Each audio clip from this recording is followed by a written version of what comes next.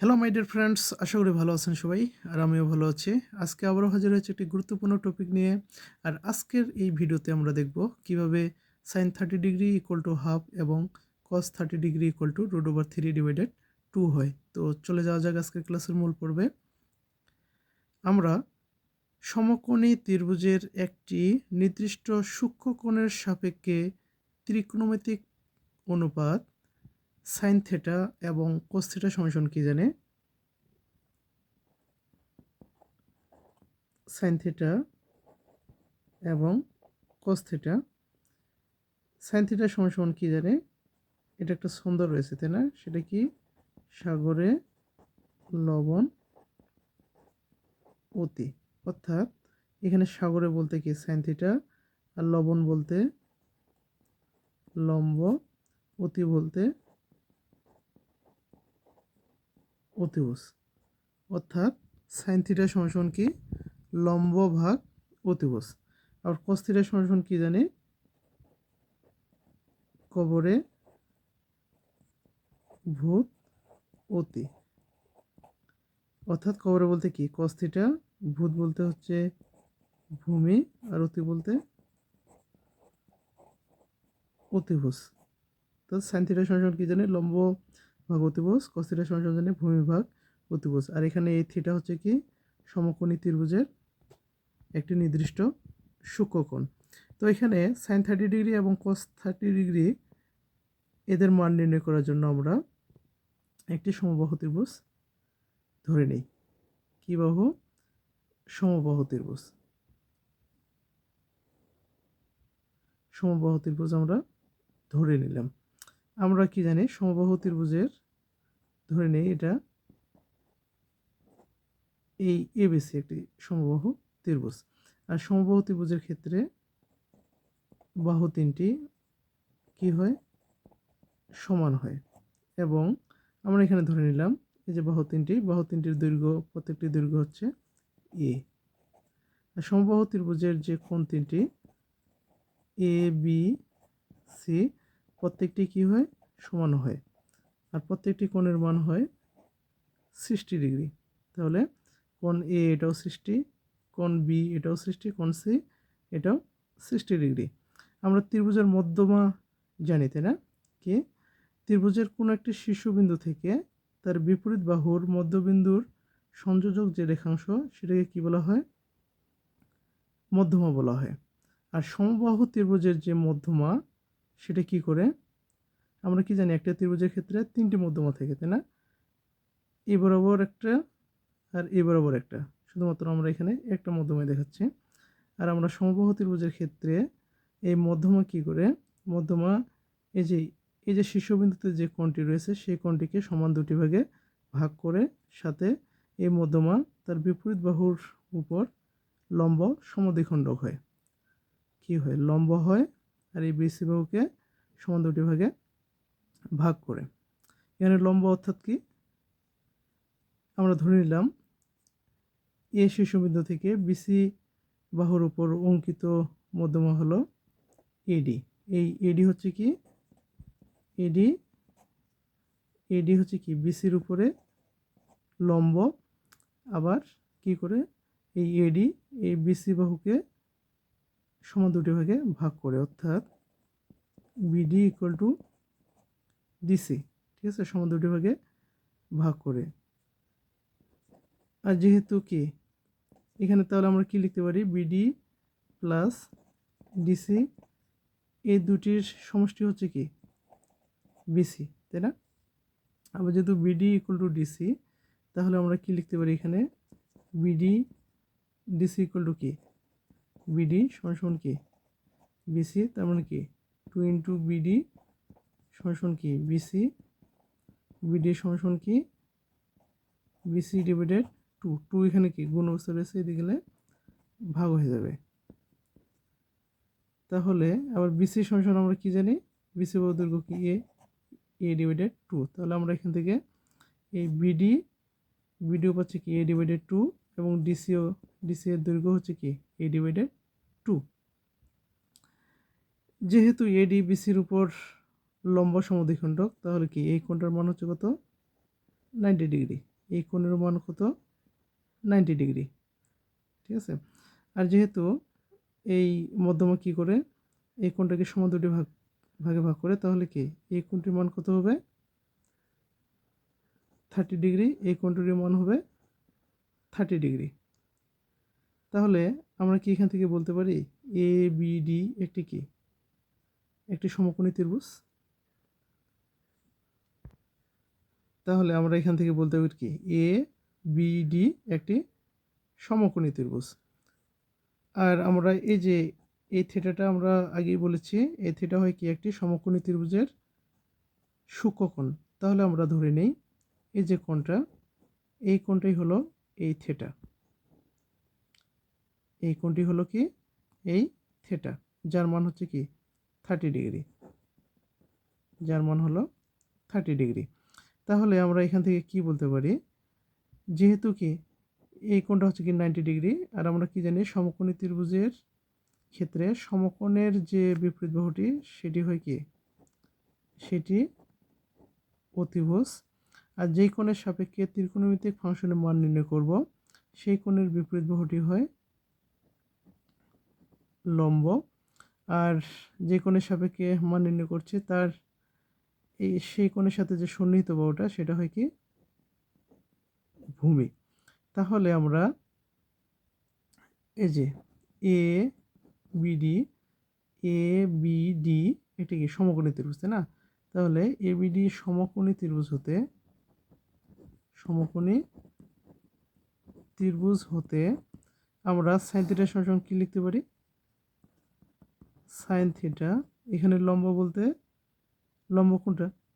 এটা না, বিডি। অতিভুজ কোনটা? AB, AB. আবার এখান থেকে আবার কস থিটা সমান কি লিখতে পারি? এখানে লিখি আমি, হ্যাঁ। কস থিটা সমান কি ভূমি ভাগ অতিভুজ। এখানে ভূমি বলতে কি এই যে এ এডি, এডি হচ্ছে কি ভূমি, তাই না?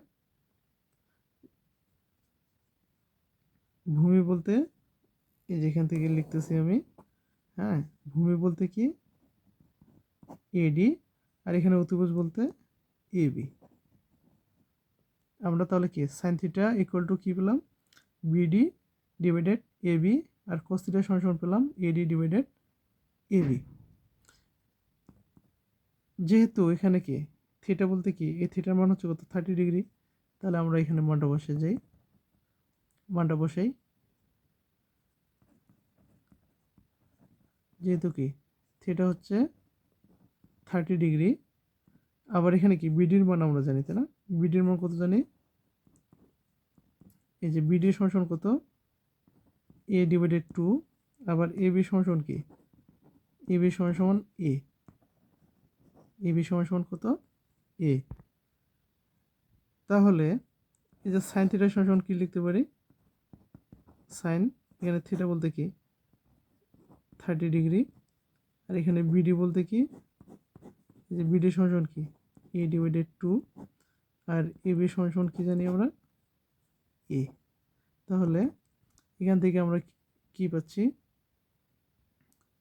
এখানে হচ্ছে কি এটাকে আমরা কীভাবে লিখতে পারি? হাফ ইন্টু এ ডিভাইডেড এ, তাই না?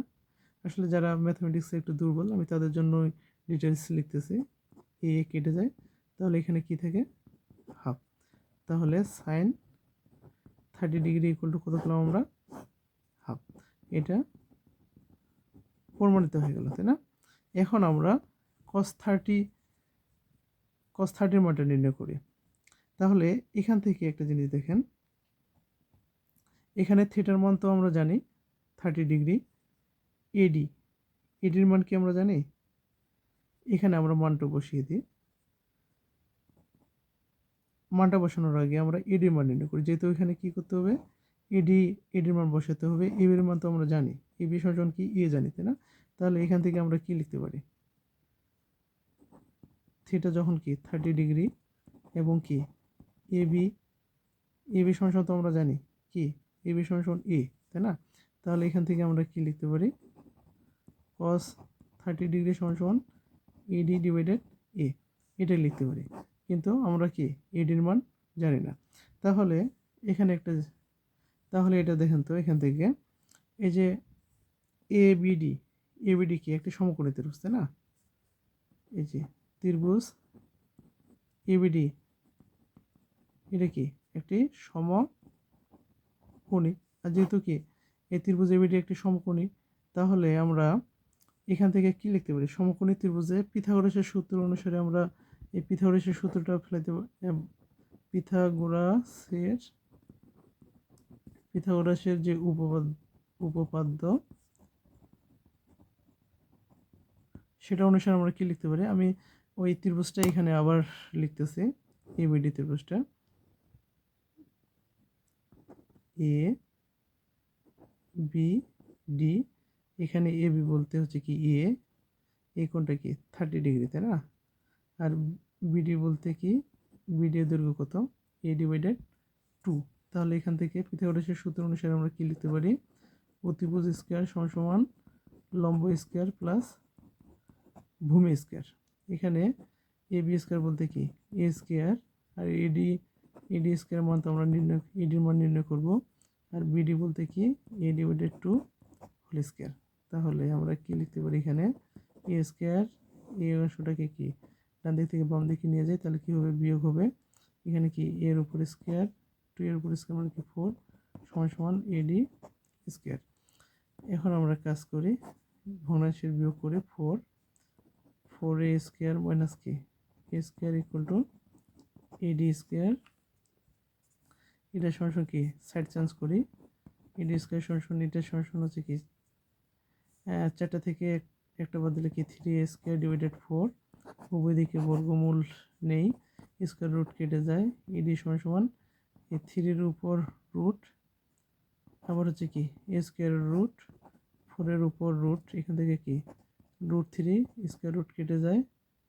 আর নিচে কি থেকে 4-এর উপর রুট মানে কি 2 ইন্টু এ, এটা, তাই না? তাহলে আমরা এডি সমান কি পেলাম? √3 ডিভাইডেড 2 ইন্টু এ। তাহলে আমরা এখন কাজ করি, এখন আমরা এই যে এখান থেকে আমরা এটা লিখতে পারি না? কি লিখতে পারি? এখান থেকে আমরা এটাকে এখানে লিখি, এই যে cos 30 সমান এখানে কি এডি বলতে কত পেয়েছি আমরা? এডি বলতে এডির মান পেয়েছি কি √3 ডিভাইডেড 2 ইন্টু এ। আর নিচে কত রয়েছে? এ। তাহলে কি এ কেটে যায়, থাকে কি √3 ডিভাইডেড 2। তাহলে cos 30 ডিগ্রির মান পেলাম আমরা কত? √3 ডিভাইডেড 2। এটা কি হয়ে গেল? প্রমাণিত হয়ে গেল, তাই না? আশা করি আমার এই ভিডিওটি বুঝতে পেরেছেন। আর যদি কোনো কোশ্চেন থাকে অবশ্যই কমেন্টে জানাবেন। আর আমার এই ভিডিওগুলো যদি আপনাদের ভালো লেগে থাকে অবশ্যই ইউটিউব থেকে বিবি ম্যাথ একাডেমি চ্যানেলটি সাবস্ক্রাইব করে দিবেন এবং ফেসবুকে বিবি ম্যাথ একাডেমি পেজটি ফলো করে রাখবেন, লাইক কমেন্ট শেয়ার করবেন। আরও মজার ভিডিও পেতে এই পেজটির সাথে থাকবেন, ইউটিউব চ্যানেলটির সাথে থাকবেন। আশা করি উপকৃত হবেন। বিবি ম্যাথ একাডেমি সবসময় ভালো কিছু দেওয়ার চেষ্টা করে, অবশ্যই ভালো কিছু পাবেন না আশা করি। সবাই ভালো থাকবেন। ধন্যবাদ সবাইকে।